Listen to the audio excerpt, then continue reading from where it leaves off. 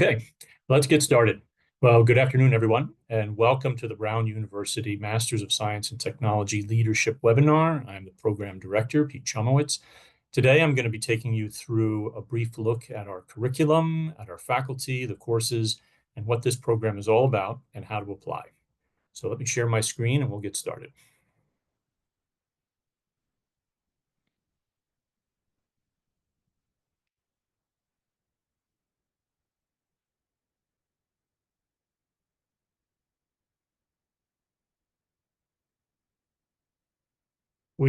Oops, jumped ahead. We absolutely welcome your questions. To do that, use the Q&A button. The chat feature is disabled. And my colleague Emma, who's on with us, will field your questions in about 15 minutes. So please have those ready. Here's the bumper sticker for our program. We build tech leaders. All right, so let's unpack what that means. And let's talk about who the program is a good fit for and not a good fit.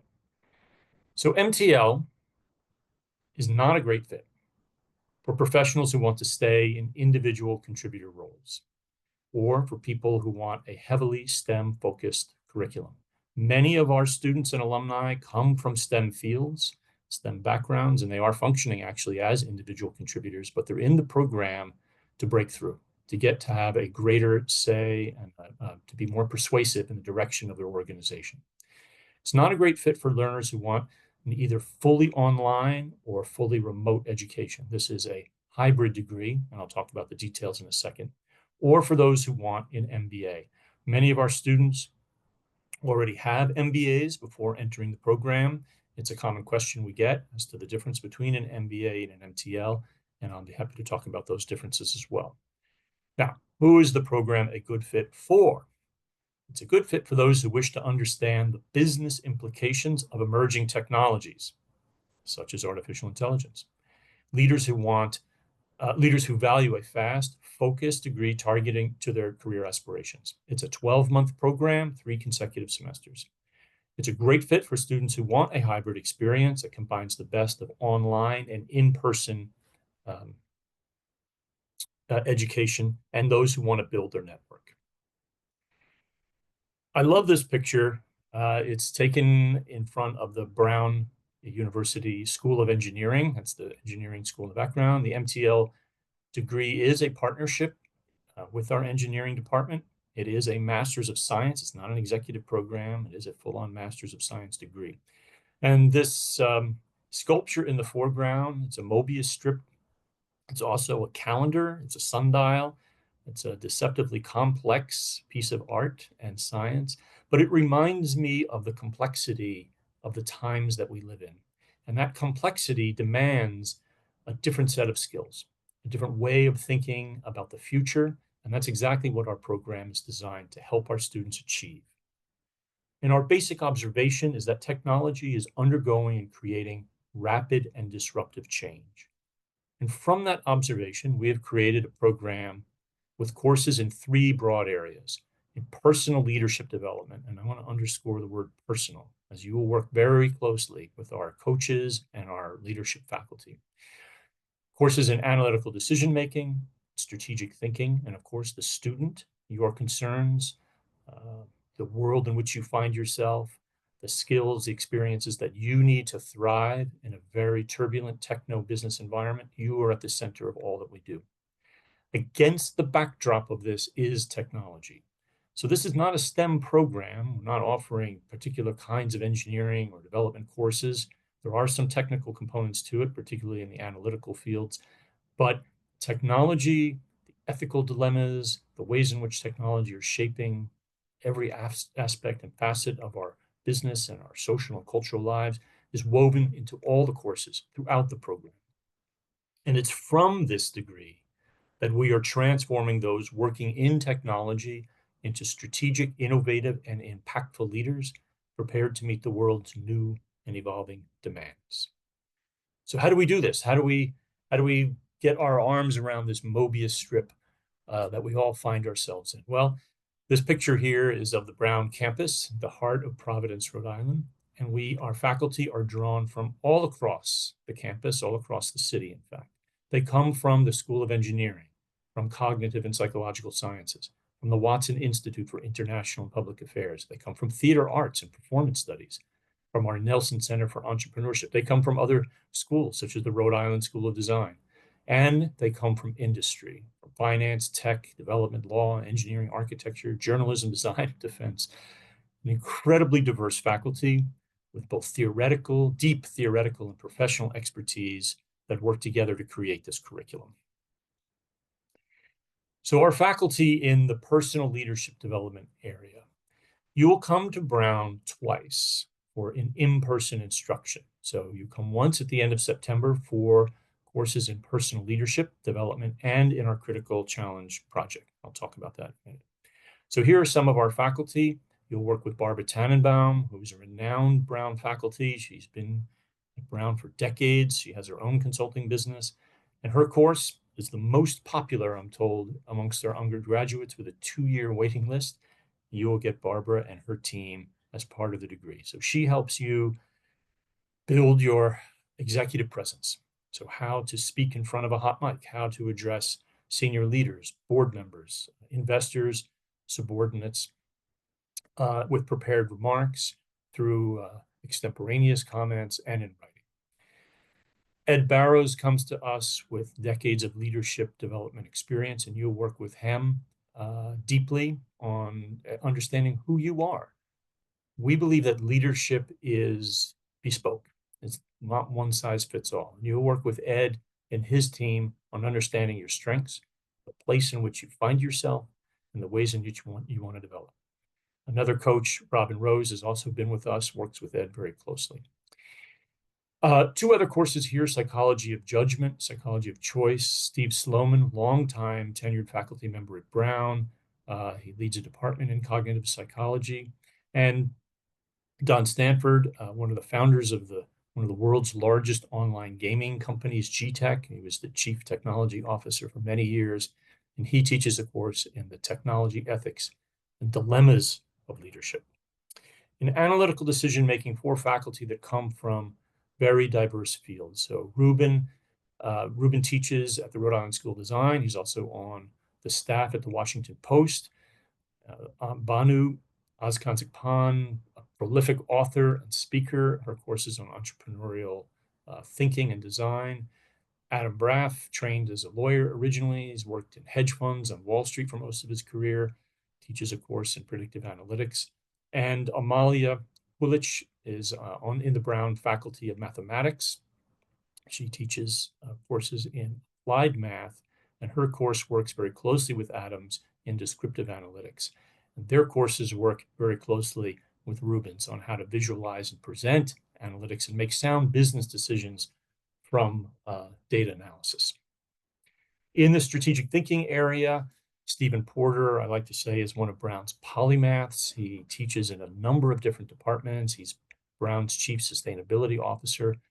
And he teaches a course on climate change. What are the ways in which leaders, organizational leaders, need to think about climate change? So not just climate as in the environment, but also sustainability in all of its forms and facets. Pat McHugh, also Brown faculty in the School of Engineering, comes to us with a lifetime of experience in the corporate world, teaches courses in finance. Banu back again in leading innovation strategy. And I teach a course in futurism and strategic planning.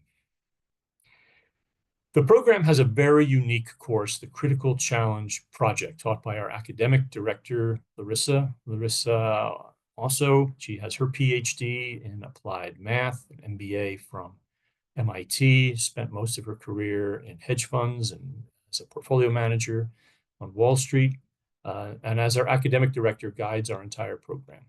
And her course, incredibly unique. It's the opportunity for you, the student, to develop your own project.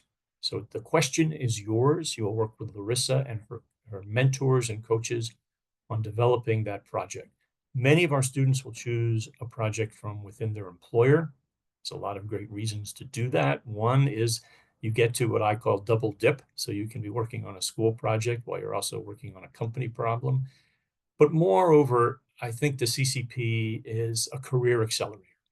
For those students that are able to socialize a corporate problem with their superiors means that all eyes are on them. They're using the resources of an Ivy League university to address what is often a high risk, high reward sort of project. And that gives them a lot more visibility in their company. Students are also able to help leverage additional tuition assistance because, again, you're solving a business problem. And often that can be translated into a demonstrable and real financial support for your degree. A few examples here. I need not read them all. You'll all receive a copy of this presentation. But you can see they come. They're as diverse as our students are. They digital health. Some of them are from fintech. They're from defense.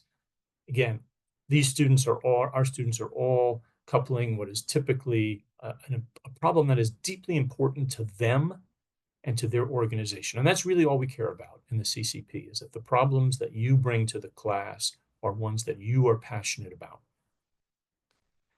We also have another aspect of our curriculum, and it's an optional certificate that you can take with Oxford University, the Said Business School, in one of these 4 areas. So ESG and sustainable financial strategy, AI ethics, that's probably one of the most popular courses, cybersecurity and fintech.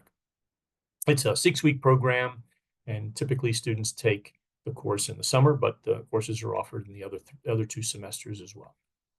So let's put this all back together.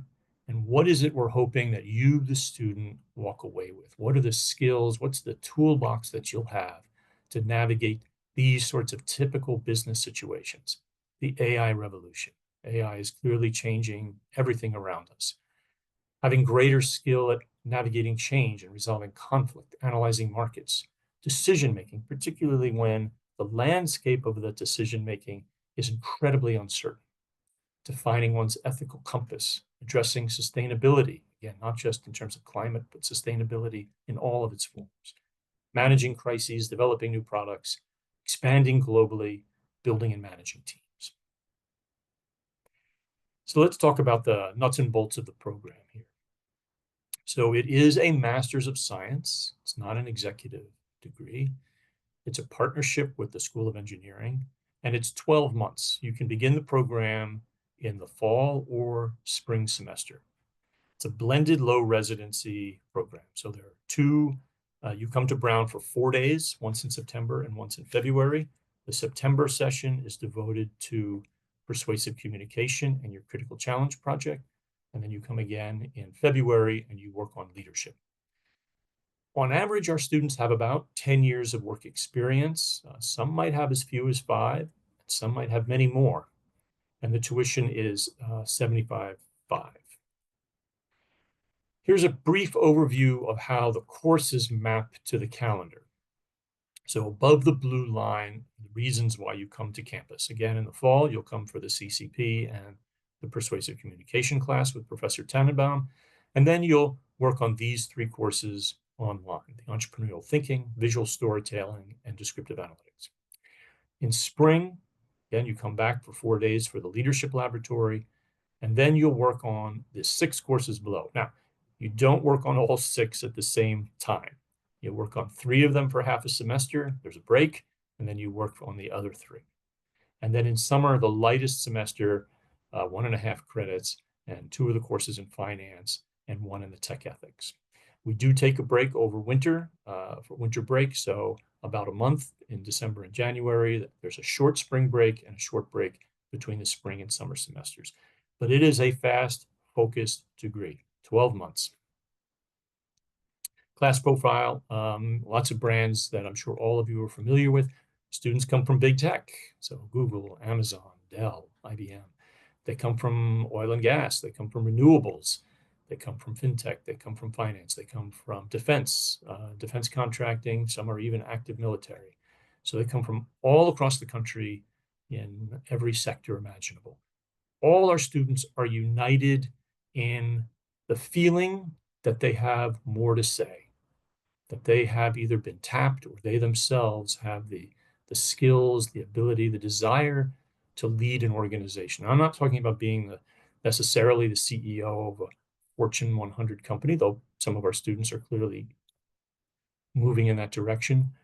But having the skills and the ability, the vision, this is what leadership sets itself apart from management, having the vision to lead an organization of any size and to persuade others of that vision. So all of our students share in that desire, and they all share at being at the nexus, at the intersection of tech, business, and strategy. A snapshot on how our students enjoy life after MTL, or even while they're in the program. 84% promoted within a year of graduation, nearly half promoted while still in the program, and about a quarter are promoted to VP or C-suite. Just another one or two slides here. So here are the application components. So there's a form and fee. The fee is waived for all of you that are joining us this afternoon.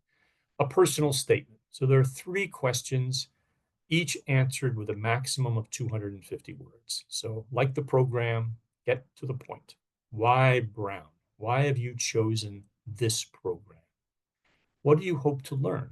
So how does this fulfill or fit or help you achieve your professional goals?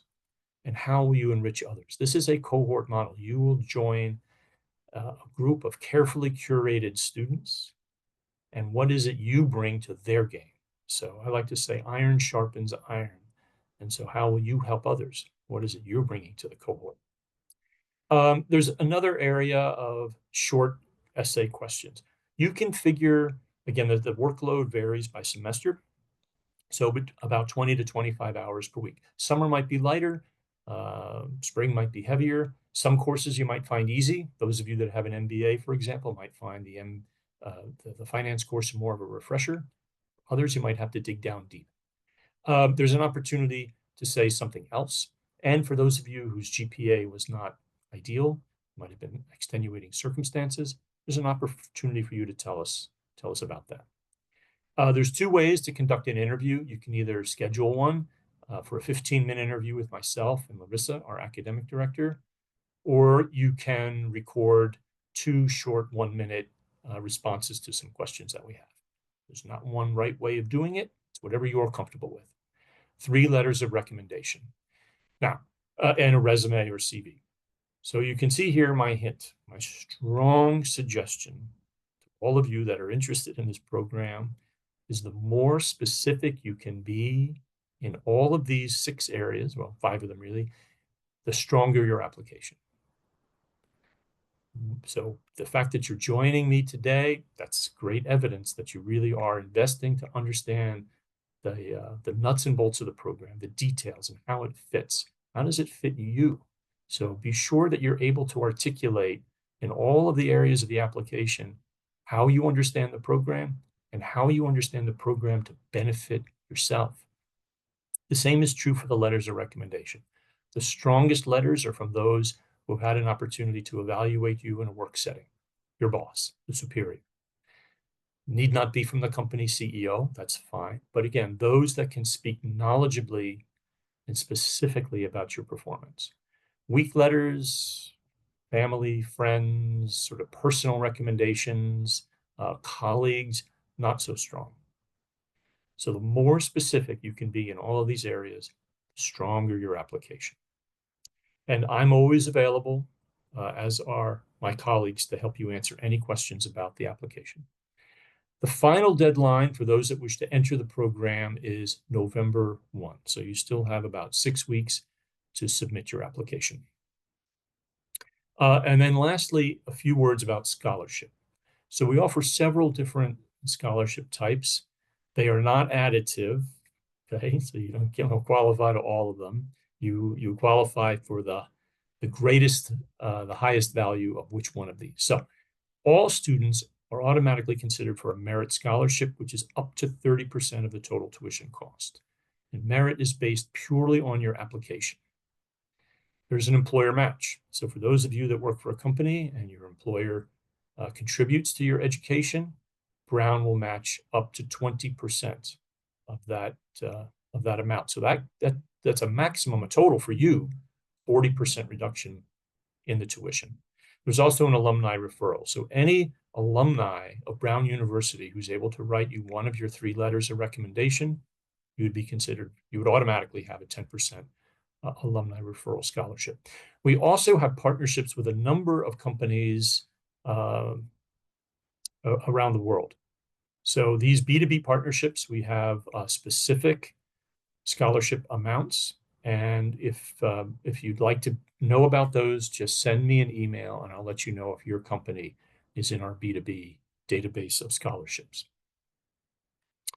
Lastly, my 2 colleagues, Susan Coogan and Gabby McBicker, they're contacted here, professional@brown.edu. The 3 of us are always available to help you with your application, answer any questions you might have, connect you with alumni that you'd like to talk to, perhaps people that work at your company or in your sector. Okay, that's a lot of information. And I'm sure, Emma, we've got some questions. So over to our audience. Yes, so we have a few questions that have come in here. The first is asking if you could please re-clarify the exact amount of campus time that is required for the program. Absolutely. You will come in the end of September. The dates are on our website, but every year it's a Thursday to a Sunday. So most students will arrive on campus Wednesday night because we will start first thing in the morning, 8 a.m. on Thursday, and they are 4 very full days. There are sometimes evening events, there are dinners, and then we'll end on Sunday, typically around 3 o'clock. And you repeat that in the spring, same time, early February. Thank you. So the next question that's come in here is, with AI changing everything around us, how is the program preparing students?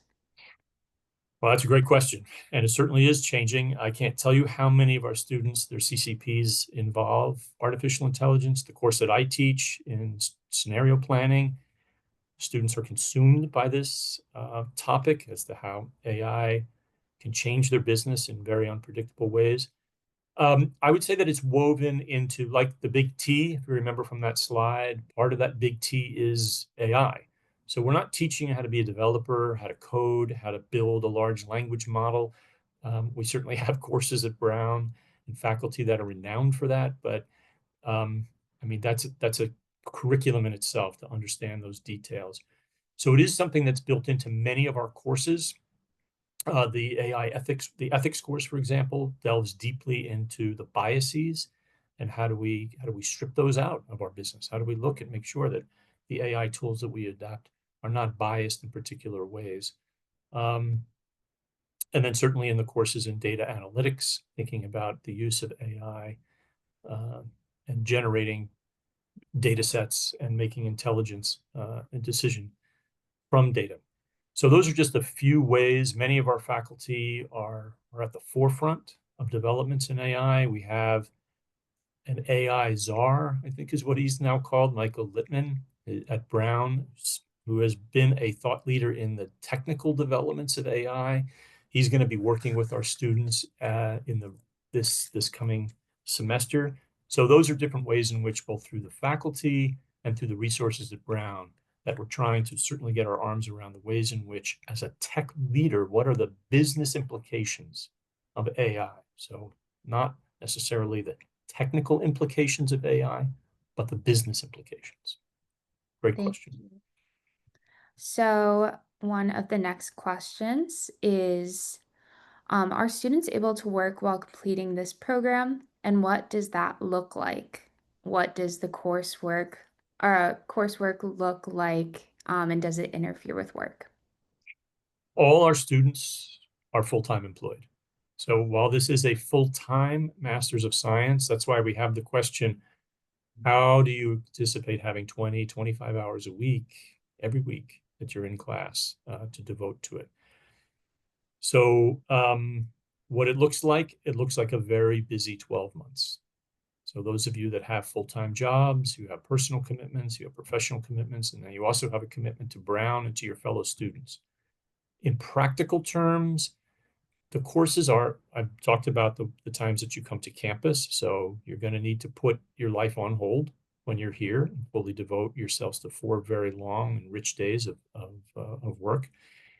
But online, when you return home, there are usually weekly assignments in all our courses. They're not exams. In my course, for example, you'll work with a small team on a project, and that project builds each week. So it's important that you're working with that team, communicating with them, working on that project. There are live synchronous events every week, usually on a Tuesday and a Thursday evening, 7 p.m. Eastern. If you can't make that, we understand. Again, life intervenes, or you might be on the West Coast. So all those are recorded. But the idea around the synchronous events is to find that sweet spot for our students where you don't have to quit your job and move to Providence for a year, but you can maintain your life while pursuing a master's degree and give you as much exposure in real time to our faculty and to your fellow student. So that's the ways in which we're doing it. Thank you. The next question that just came in is considering the overall program and curriculum design, is it important to have tech courses or knowledge as a prerequisite for being able to or being suitable for this degree? No, I would say half our students are not STEM professionals. We have people with law degrees, sales, marketing degrees, and professions that I would not consider like deeply technical. I mean, we're all. It's an interesting question because we all work in tech now. We all work for a tech company. We're either the innovators of technology, the Amazon, Meta, Googles of the world, or we're everyone else and every other company that's adopting and using those tools. So we all work in tech. And I think to answer your question another way, or answering it that way, you need not be deeply versed in technology to be part of the course, be part of the program. In fact, we're really looking for a very diverse cohort in exactly these ways. Thank you. If I am an international student and I have a tourist visa, would I still need the F1 visa for the in-person session? Yes, I believe so. My colleague Susan Coogan, who's again available at professional at brown.edu, is best positioned to help answer that question. The thing to keep in mind is the terms of your visa.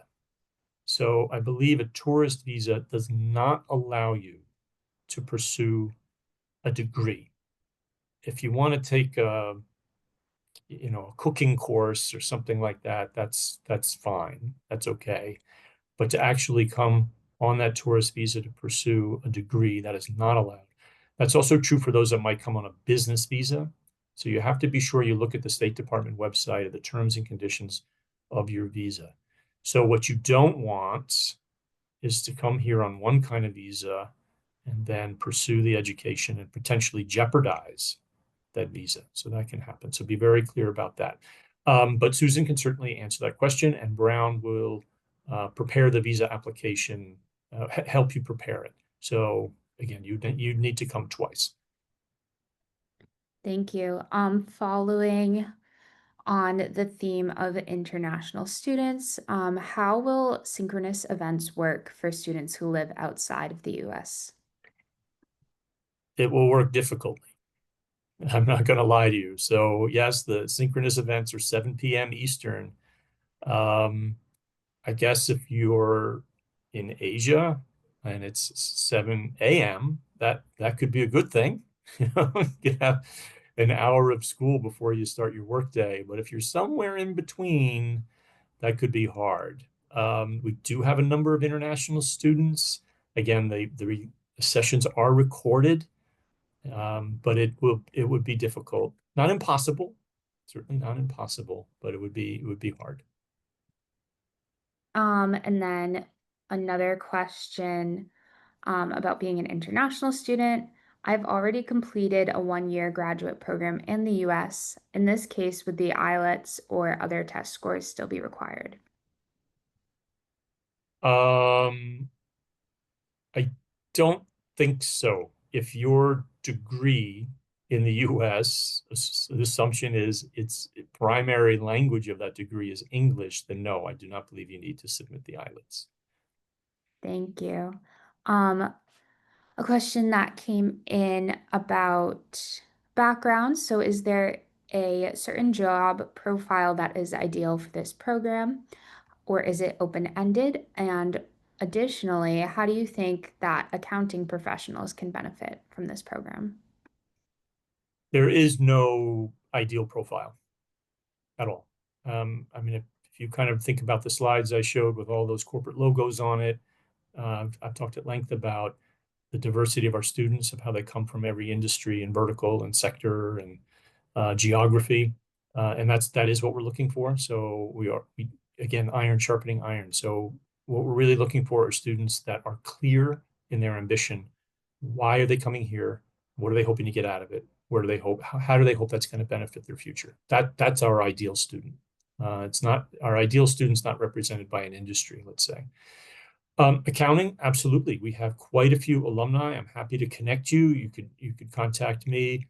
Happy to connect you with any of our alumni that work in accounting. They might be CPAs or they might work in some of the big accounting consultancies. So happy to connect you there. I think again, thinking about leadership doesn't mean you're necessarily at the top in the C-suite. So you can lead from many, many different positions. So from your position as an accountant, what is it that you feel you need to be a better leader of your department or of your team, of your staff, or of developing new businesses, for example? Those are all forms of leadership. So it really is not about the actual details of your day-to-day job, but the MTL degree is about helping you achieve greater success in that job as a leader. Thank you. I'm going to put in a last call for questions because we do still have a couple in the queue here. So please submit your questions down in the Q&A. So our next one, based on previous cohort feedback, what CCP project has had the most impact on a company's success? And if able, can you describe the project? There are so many to choose from. Um, I'll give a few examples. So one is a student, it was he and his wife both joined the program. She already had her MBA.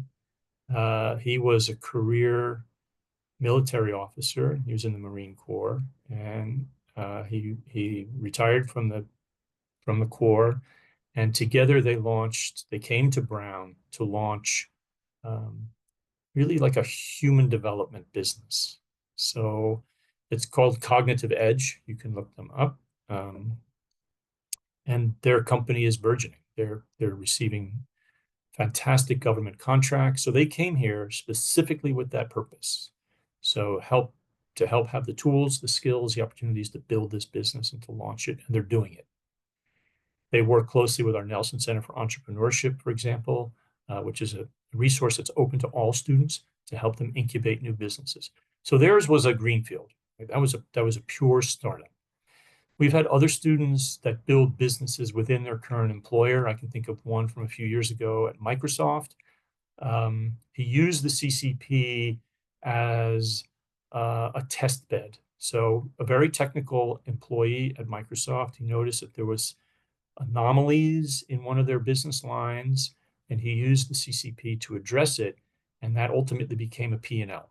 So he took what he saw as a risk to Microsoft, turned it on its head, and built a company around it within the company.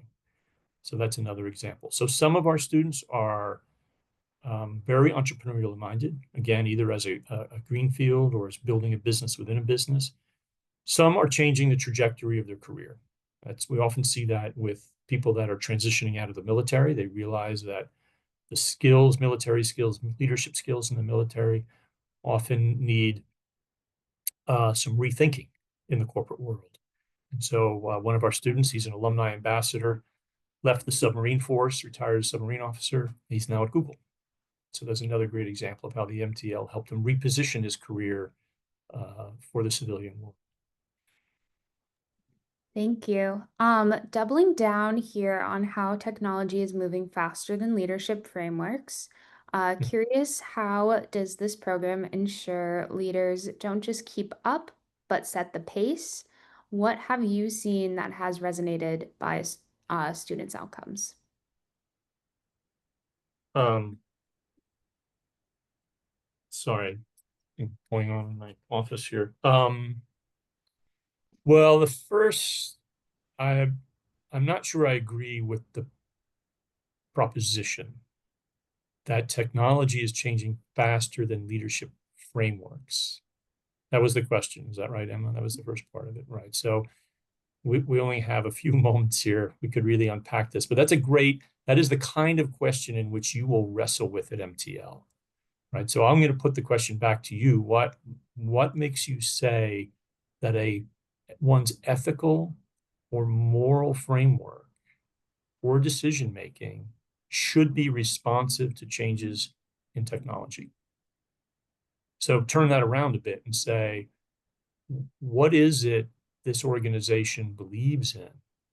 And regardless of the technology that's coming at us, how do we remain true and faithful to those principles, right? So how do we embrace technology? How do we use it? But how do we use it in a way that's consonant or consistent or congruent with who we are as an organization? Otherwise, this is my challenge to you, the author of that question, wouldn't you just be blown hither and yon? Wouldn't you just be pushed around based on whatever technology is coming at you? So something to deeply wrestle with, that you will in this program. Thank you. Um, After and or during the degree, what extent can a student expect support from the university, or any alumni support with respect to better career opportunities and advancements?